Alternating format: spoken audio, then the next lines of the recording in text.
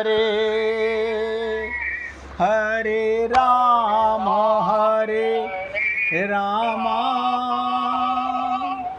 राम राम हरे हरे, हरे कृष्ण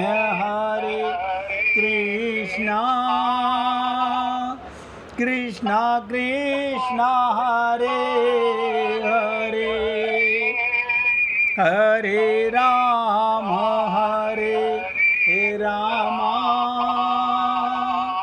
राम राम हरे हरे, हरे कृष्ण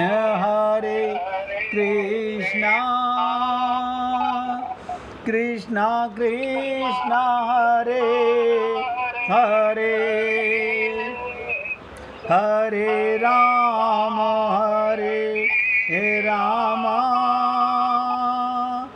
राम राम हरे हरे। सभी पुण्य आत्मा बहुत ध्यान से सुनो। आपने अपने प्रीतम के ऊपर संसार की परतें खूब बिछा दी, दबा दिया भगवान को। कोई बात नहीं, घबराओ नहीं, बहुत परतें हो सकती हैं, अनंत परतें हो सकती हैं, मगर कसम खाओ इन परतों को उतार के फेंकना है। कितना ही उपद्रव भीतर मालूम पड़े, तुम शांत बैठकर उस उपद्रव को देखते रहना। लोग तुम्हें बुरा कहें, हाँ कहने दो, भला कहें, हाँ कहने दो, भले सुन करके फूलो मत, बुरा कहने पर पिचको मत। और हम लोग ऐसे कैसे मान लें? हमें बुराई भी लगती है, अच्छाई भी लगती है। ये जो भीतर का जगत, ध्यान से सुनो, ये जो भीतर का जगत है, इस भीतर के जगत में विचारों को स्थिर छोड़ना और विचारों से अपने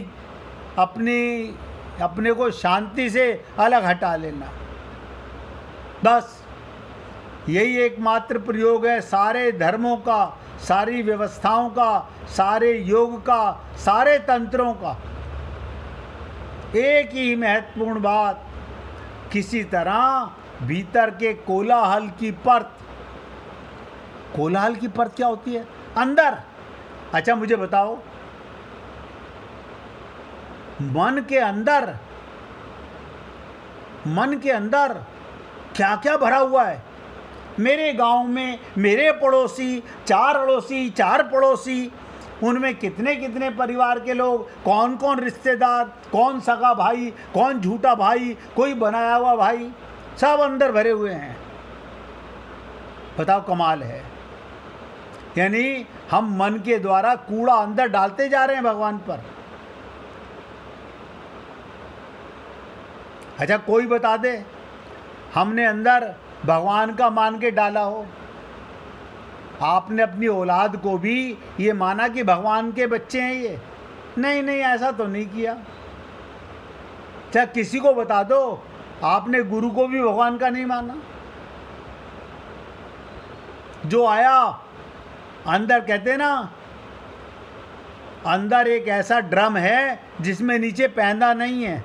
ध्यान से सुनो, अंदर एक ड्रम है जिसमें पैंदा नहीं है। क्या मतलब? मन का ड्रम कैसा ड्रम बता देता हूं। कितना ही डाले जाओ, कितना ही सुनाए जाओ, मैं भी सुना रहा हूं, वो भी उसी ड्रम में जा रहा है। परिवार के लोग बताते हैं, वो भी उस ड्रम में जा रहा है। कोई बुराई कर रहा है, वो भी उसमें, भलाई कर रहा है, वो भी उसमें। ये कभी नहीं भरेगा। इसलिए हे पुण्य आत्माओं, भीतर के कोलाहल की परत को पार करने आप उस जगह पहुंच जाएंगे। अगर परतें हट गई, ना कोई मेरा, ना मैं किसी का, ना कोई मेरा, ना मैं किसी का, हरि गुरु दोई अपना। अब बताओ, राधा कैसे मिले, सीता कैसे मिले, लक्ष्मी स्वरूपा कैसे मिले? ये तीनों भक्ति हैं। सीता भी भक्ति है, लक्ष्मी भी भक्ति है और राधा भी भक्ति है। जिस दिन आपके भीतर शांति का झरना, शांति का झरना,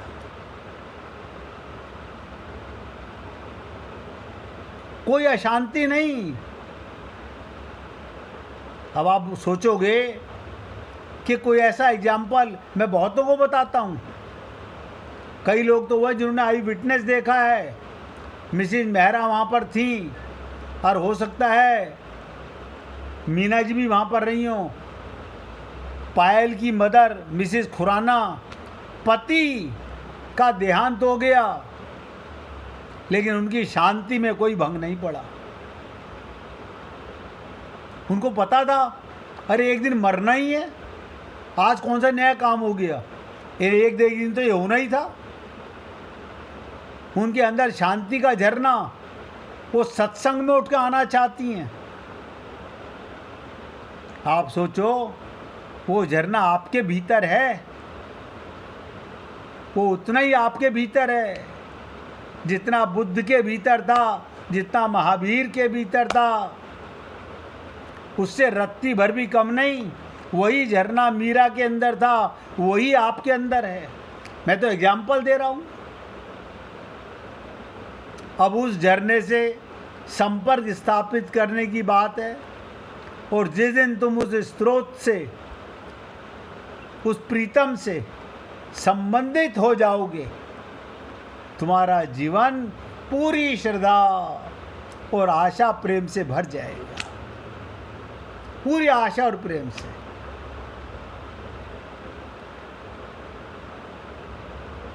अब करने से होगा या भी, अब ये भी बता दूं आपको, हम डॉक्टर की बताई दवाई जरूर खाते हैं। क्यों? हमें ठीक होना है, लेकिन सत्संग की बातें जीवन में नहीं लाते। हम सत्संग की बातें अपने हृदय में पक्का नहीं उतारते।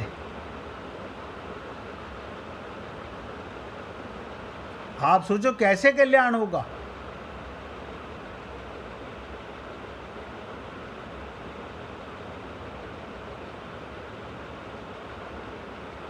पूर्ण ज्ञान, पूर्ण परमात्मा की प्राप्ति पूर्ण आत्मा को ही होती है।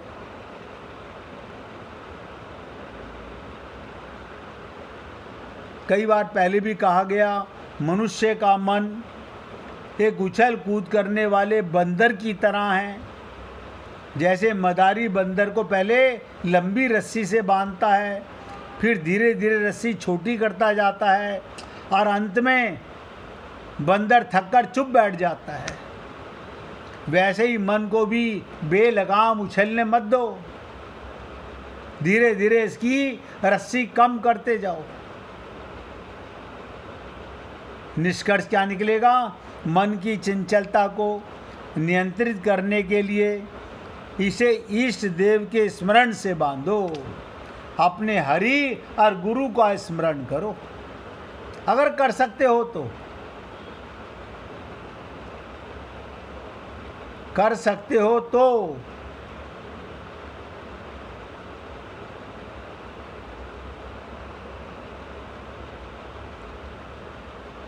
इसलिए हे पुण्य आत्माओं,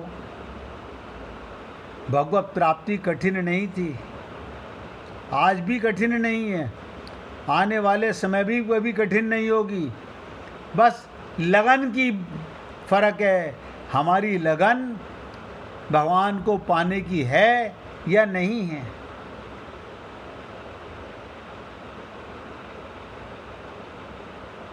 इसलिए मैं आपसे निवेदन करना चाहता हूँ कि भगवान को पाने के लिए कोई हथियार उठाने की जरूरत नहीं।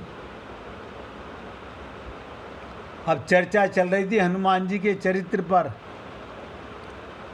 आज आपको प्रेरणा दे रहा हूँ, लेकिन मैं फिर बता रहा हूँ, डॉक्टर दवाई लिख दे आप ठीक हो जाओगे, नहीं नहीं, दवाई तो हम बिल्कुल टाइम से खाते हैं। शादी में भी जाना होता है ना तो दवाई खा के जाते हैं या साथ लेके जाते हैं। परहेज हाँ पूरा करते हैं। सत्संग का हाँ सुन लेते हैं। सत्संग भी दवा है मन के रोगों को मारने की। हाँ वो हम अमल में नहीं लाते हम, क्योंकि अभी हमने डिसाइड नहीं किया है। अभी हमने संकल्प नहीं लिया है कि हमें भगवत प्राप्ति करनी है। अभी ममता मोह आसक्ति खूब लंबी दाढ़ी है। कोई बात नहीं, चिंता ना करो, सब कट जाएगी एक दिन। पिछले जन्म की ममता रही नहीं, इस जन्म की भी 0/100 हो जाएगी।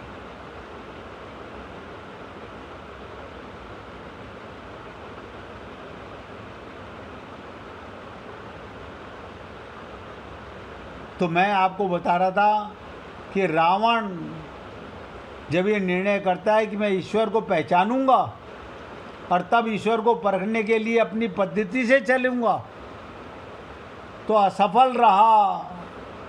मैंने पहले दिन आपसे कहा था ईश्वर जिज्ञासा का विषय हो सकता है, परीक्षा का नहीं। और आप और हम सब लोग रोज मन्नतें मांगते हैं पागलों की तरह। ये भगवान की परीक्षा ले रहे हो?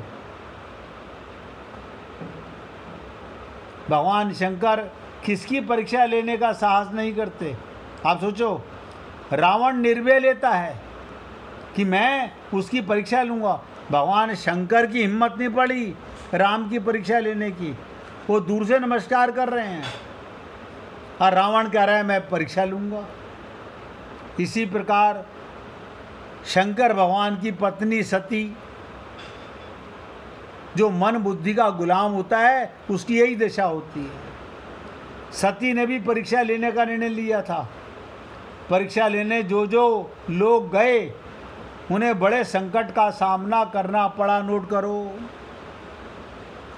अपने गुरु और भगवान की परीक्षा कभी मत लेना, हमेशा नुकसान में रहोगे। तात्पर्य ये, गुरु और ईश्वर परीक्षा का विषय ही नहीं है। उसे परीक्षा के द्वारा नहीं जाना जा सकता। वो वस्तुतः जब भी जाना जाएगा तो जिज्ञासा के द्वारा, इच्छा के द्वारा, प्यास के द्वारा, व्याकुलता के द्वारा, तड़प के द्वारा जाना जाएगा। हमारे अंतःकरण में अगर उसे जानने की इच्छा है, पाने की इच्छा है, तो हम सब का कर्तव्य है, हम ईश्वर अथवा संत, ध्यान से सुनो, ईश्वर अथवा संत का आश्रय ग्रहण करें। आश्रय माने उनकी शरण में जाएं। डायरेक्ट भगवान की शरण में जा नहीं सकते। गुरु कड़ी बन करके आता है जीवन में। तो हमारा कर्तव्य है नम्रता से अपने अज्ञान और अभाव को स्वीकार करके, हम अज्ञानी हैं, हमारे अंदर प्रेम का अभाव है, ईश्वर से प्रार्थना करें, गुरु के चरणों में जाके नमन करें, भगवत प्राप्ति की जिज्ञासा करें, तो गुरु अपने आप को और भगवान को जना देगा। तभी रामचरितमानस में कहा गया, जगु पे खन तुम देख निहारे। हम सब लोग भी अपनी बुद्धि से भगवान को ढूंढते हैं, यही अहंकार है। नहीं, हमारे रिश्तेदार जा रहे हैं ना वहाँ पर, अब हम भी जा रहे हैं, क्या करने? भगवान को ढूंढने के लिए। हाँ, अब देखो रामचरितमानस कह रही है, जगु पे खन तुम देख निहारे, विधि हरि शंभु न चावनि हारे, तेऊ न जानई मरम तुम्हारा, और तुम्ही को जान निहारा। उपनिषद कहते हैं, जो व्यक्ति कहता है मैंने उसे जान लिया, उसने ईश्वर को नहीं जाना, उसने ईश्वर को नहीं जाना, उसने मंदिर की मूर्ति को जान लिया। बस मंदिर की मूर्ति का कलर जान लिया, हाइट जान ली, वहाँ के पंडों को जान लिया, पुजारियों को जान लिया।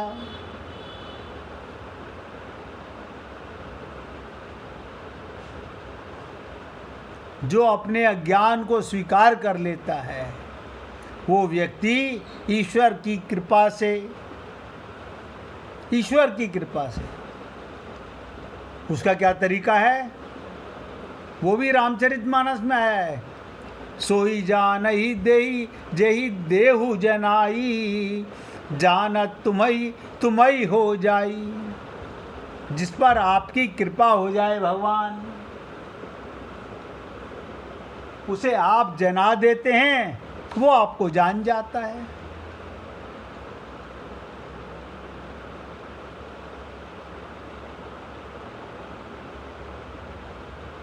कृपा ही आशीर्वाद है।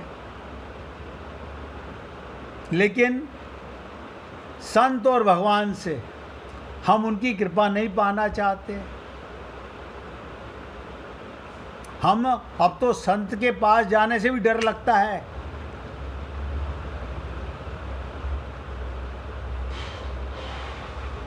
क्यों? वहाँ जग चर्चा करेंगे नहीं और हमारा पेट भरेगा नहीं। हमें तो सुबह से आदत है संसार की चर्चा करने की।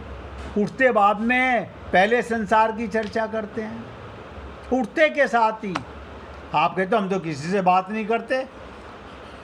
अरे बाबा, मन ही मन में 50 बातें आती रहती हैं।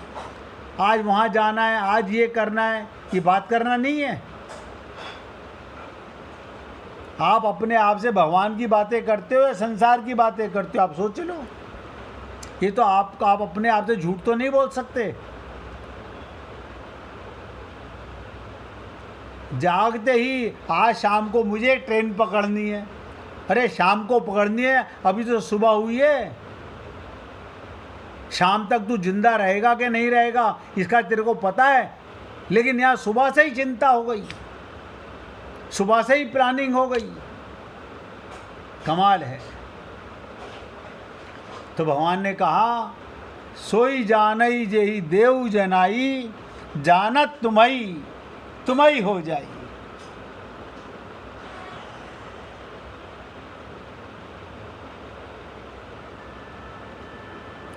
वो बेपर्दा हो जाता है, मन का पर्दा गिर जाता है, माया का पर्दा गिर जाता है।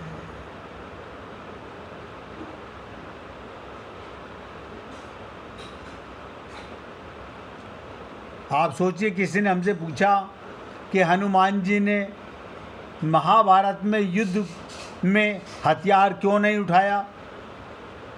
आप लोग को ये भी कह सकते हो, हनुमान जी ने कब युद्ध किया। आप लोग को ये भी कह सकते हो, महाभारत में हनुमान जी कहाँ थे। आपका मन है ना, कुछ भी सोच सकता है। और हनुमान जी ने भी महाभारत में युद्ध में हथियार नहीं उठाया। हनुमान जी ने महाभारत युद्ध इसलिए नहीं लड़ा क्योंकि उन्होंने पहले ही भीम को वचन दे दिया था कि केवल उनके रथ की ध्वजा झंडे पर रहकर ही युद्ध में भाग लेगा, प्रत्यक्ष युद्ध नहीं करेगा। महाभारत के अनुसार जब पांडवों को अर्जुन के रथ तैयार करना था तो श्री कृष्ण ने हनुमान जी को ध्वज पर विराजमान होने का निवेदन किया। हनुमान जी ने स्वीकार किया क्योंकि वो भगवान श्री राम कृष्ण का पूर्व अवतार के आज्ञाकारी सेवक हैं। ये युद्ध भगवान की योजना के अनुसार होना था और उसमें उनकी भूमिका ध्वजा पर रहकर पांडवों को विजय दिलाना था। अब हम क्या जाने इन बातों को।